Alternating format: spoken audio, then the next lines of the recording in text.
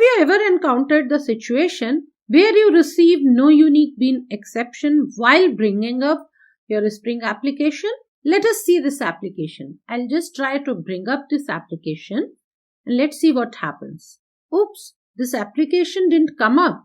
Rather, what it is telling me, application failed to start. And what error I am getting? Parameter 0 of constructor in this requires a single bean, but 2 were found. That means it is getting some kind of ambiguity and it is unable to understand which bean to use. So that is the topic for today's session. In this session, I will explain you the reason for this exception and the solution with the help of @primary annotation. So stay connected, watch this session till the end so that you understand @primary annotation in depth. Hello everyone, a very warm welcome to Think Constructive. I am Isha. In this session, I will be discussing primary annotation of the Spring framework. So what is the purpose of this annotation? It resolves the ambiguity where multiple beans of same type exist in the Spring container. So it saves a Spring container from getting confused from the multiple beans of same type. And how does it solve the problem? It designates a specific bean as a default choice when multiple beans of the same type exist in a Spring application context. So one of the bean is designated as primary and that bean will be considered as the default bean if there are more than one bean of the same type exist in the Spring container. So at the time of injecting, if a Spring container gets more than one beans, it will use the bean which is marked as @primary. So now let us understand how to use @primary annotation. We can apply it at the class level along with the component or service annotation, or we can apply it at the method level with @bean annotation. Now let us understand this annotation in detail with the help of the demonstration. Here is the annotation demo application. So this is the main triggering point because it is marked as a Spring Boot application. We have service wherein there is an interface called cloud with a getCloud method and two classes are implementing this cloud interface. So one is Amazon Cloud, it is marked as component, and another one is Google Cloud, and both are implementing its getCloud method. Okay.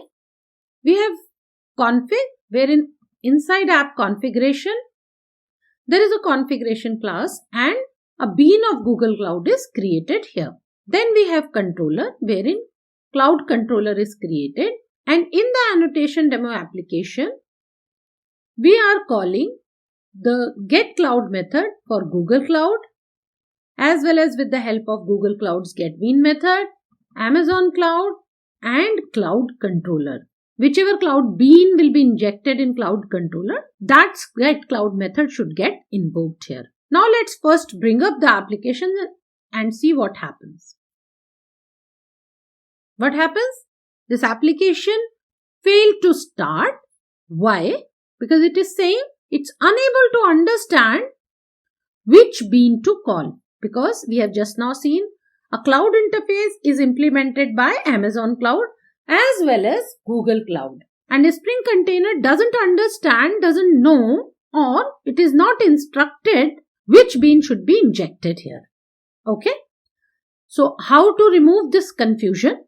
Let's make use of primary annotation. So I'll come to Amazon Cloud. So there are two ways I'll show you to use primary annotation. So first let us use that with the help of @component. So in Amazon Cloud class, just after @component, I will put @primary.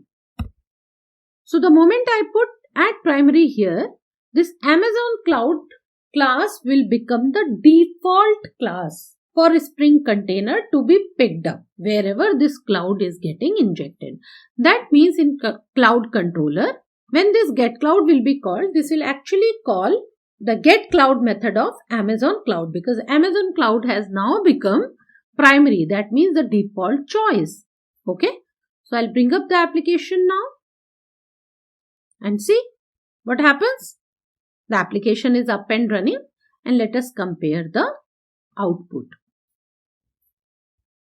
Annotation demo application. Here, first one Google Cloud, second one again Google Cloud provider got invoked, third Amazon Cloud, and the fourth output was Cloud Controller. So Cloud Controllers get cloud got called, and which bean got injected here? Amazon Cloud. Earlier it was failing at this point. Okay, so I hope this part is clear. Now let us see one more way to use @primary annotation. So I'll go back to Amazon Cloud and remove @primary from here. Okay, and Google Cloud, this one I have not made this as component. Rather, in app configuration, I have created bean for this. So here, just below this @bean, I will write @primary. Fine. And now let us bring up the application and see what happens.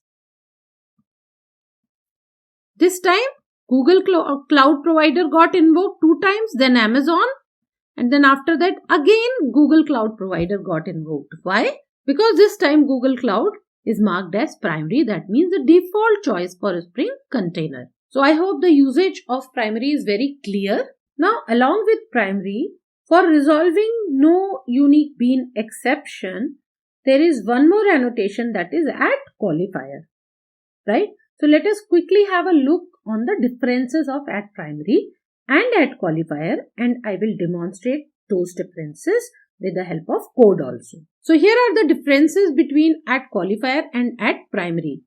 So what happens, as we have just now seen, @primary sets as a default choice. So with whichever bean or component we put @primary, that will be marked as a default one.